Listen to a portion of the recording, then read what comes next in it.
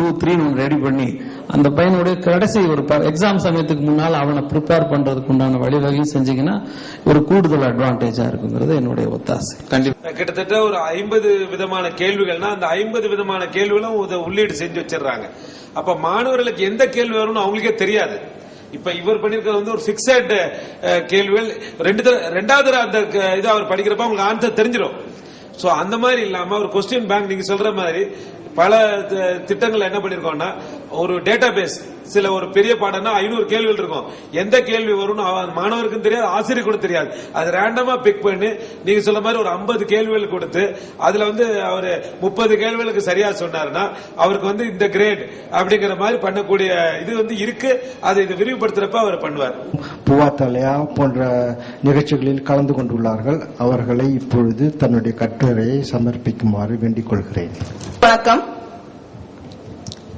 பாலும் தெளிதேனும் பாகும் பருப்பும் இவை 4 கலந்துனக்கு நான் தருவேன்.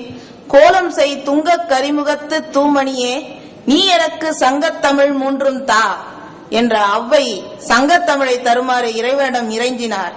நான் இந்த தனினி கல்வியை உலகளாவிய அளவில் எங்கும் பரவிட தமிழர்கள் பயன்படுத்துமாறு இறைவனிடம் வேண்டி என்னோட ஆய்வு கட்டுரையை துவங்குகின்றேன். தமிழ் இணைய மாநாடு ஜூன் 2010 26 நாள்.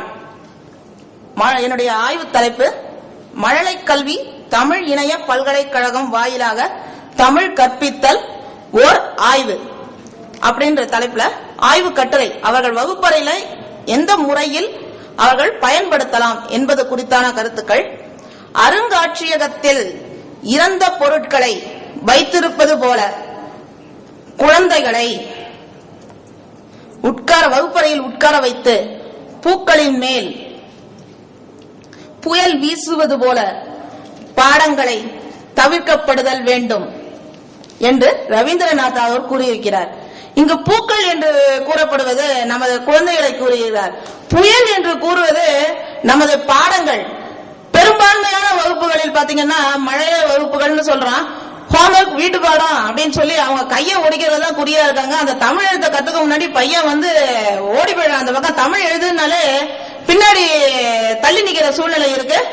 இது பெரும்பான்மையாக நம்ம நாடுகள்ல தமிழ்நாட்டுல பாத்தீங்கன்னா 6 நாள் தமிழ் கற்பிக்கிறாங்க. இதே சிங்கப்பூர் இதுல எல்லாம் பாத்தீங்கன்னா வெளிநாடுகள் எல்லாம் பாத்தீங்கன்னா நிறைய நாட்கள் எல்லாம் கற்பிக்கிறாங்க. இந்த மாதிரி எல்லாம் இருக்கும் பொழுது காலகட்டத்துல நம்ம குழந்தைகளை மிகவும் வற்புறுத்தி செய்யும் பொழுது என்ன ஆகும் அப்படின்னு சொல்லி சொன்னோம்னா குழந்தைகள் அந்த எழுத்துக்களின் மேலேயே ஒரு வெறுப்பு உணர்வு கொண்டு வந்து சூழ்நிலை உருவாகி கொண்டிருக்கிறது.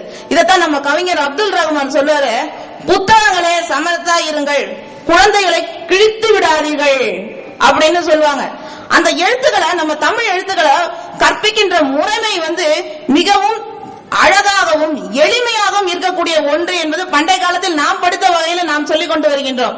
ஆனால் இக்காலத்தில் பாத்தீங்கன்னா அது நடைமுறையில் சில குறைபாடுகள்னால அந்த எழுத்துக்களையே மிகவும் கடினமான செயல் தோன்றும் அளவுக்கு நமக்கு நாமே உருவாக்கி கொண்டிருக்கிறோம் என்றுதான் நாம் சொல்ல வேண்டும்.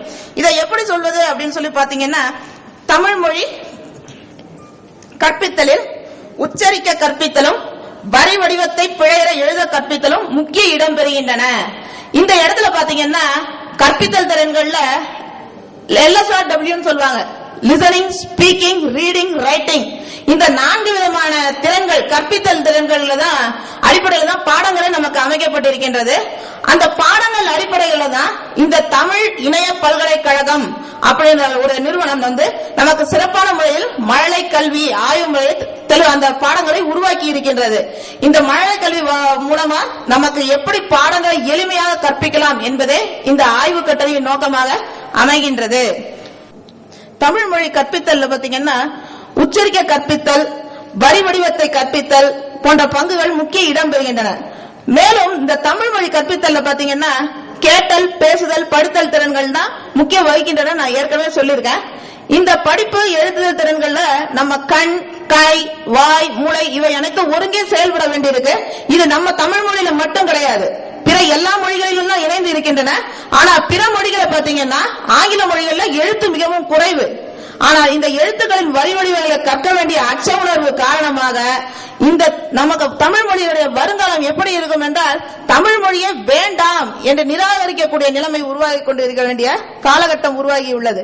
இந்த வகுப்பறையின் மூலமாக இந்த தமிழ் இணையம் பல்கலைக்கழகம் இந்த மழலை கல்வி அப்படிங்கிற ஒரு பாடத்தின் மூலமாக மிகவும் எளிமையான முறையில் நாம் எப்படி கற்க முடியும் என்பதை ஒரு உருவாக்கியுள்ளார்கள்.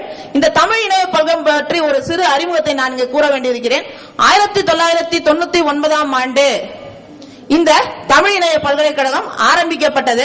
இது முதல் உருவாக்கப்பட்ட பாடங்கள் நம்ம தமிழ்நாட்டுக்கு இருக்கின்ற பாடங்கள் அப்படின்னு இருந்தாலும் அவை புலம்பெயர்ந்த நாடுகள், அதாவது நம்ம நாட்டை விட்டு வெளிநாடுகளில் வசிக்கக்கூடிய 40க்கும் மேற்பட்ட நாடுகளில் வசிக்கக்கூடிய வெளிநாட்டு மக்கள் அனைவரும் பயன்படத்தக்க வகையில் அவர்களுடைய தமிழ் அறிவை வளர்த்துக் கொள்ளும் பொருட்டு இந்த தமிழ் இணைய பல்கலைக்கழகம் அமைக்கப்பட்டிருக்கின்றது என்பது இங்கே நாம் பார்க்கலாம். அதைத்தான் நீங்க சொல்கிறோம்.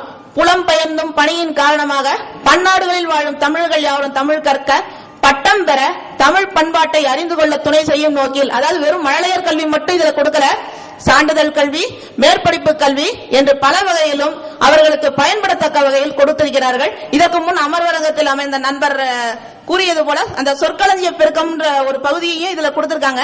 அதை நான் மழலையர் கல்வி பாடப்பகுதியில நான் சொல்லப்படல, இருந்தும் அந்த பகுதியும் எளிமையான முறையிலும் நன்றாக இருக்கின்றது. எனக்கு மிகவும் ஆச்சரியமான ஒன்றாக இருக்கிறது. இவர் ஐயா அவர்கள் இப்பொழுது 2010 அவர்கள் அந்த சொற்களஞ்சிய பெருக்க முறையை போட்டு கொண்டு இங்க கொண்டு வந்து கொடுத்திருக்கிறார்.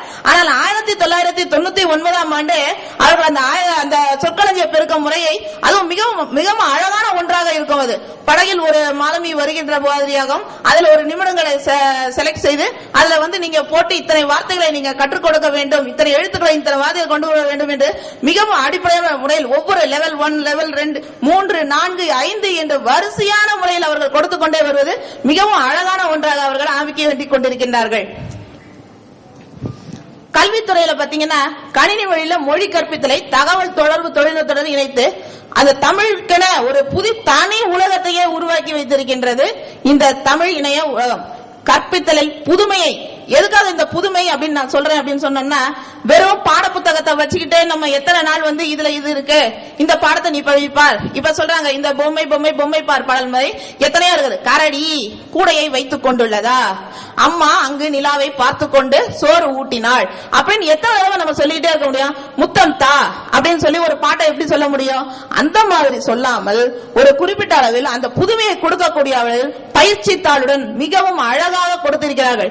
இதனால என்ன ஆகுது அப்படின்னு சொன்னா, நம்ம மாணவர்களை, இன்று இருக்கும் மாணவர்கள் என்ன பண்றாங்க அப்படின்னு சொல்லி சொன்னா, நம்ம ஒரு பாடம் கத்துக் கொடுத்தோம்னா தமிழ்ல கற்றுக் கொடுக்கும் பொழுது அவர்கள் என்ன கூறுகிறார்கள், இந்த பாடமுறையினை நாம் கணினி வழியில் கற்க முடியாதா?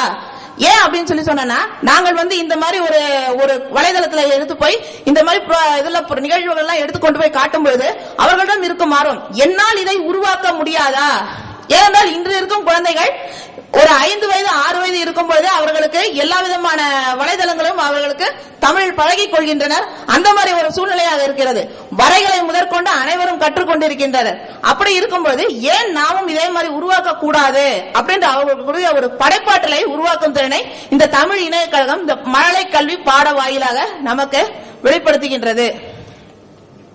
கால மாற்றத்திற்கு ஏற்பவும் வளர்ந்து வரும் நவீன தொழில் வசதிகளுக்கு ஏற்பவும் கல்வி முறையில் புதுமையாக்கத்தை மேற்கொண்டால் பண்பிலும் அறிவிலும் சிறந்த வருங்கால தலைமுறையை உருவாக்க இயலும். நாம வளர்ந்து வருகின்ற காலகட்டத்துக்கு ஏற்ப நம்ம மாறிக்கொள்ள வேண்டும். அதுதான் நடைமுறை. சில ஆசிரியர்கள் என்ன சொல்கிறார்கள், தமிழ்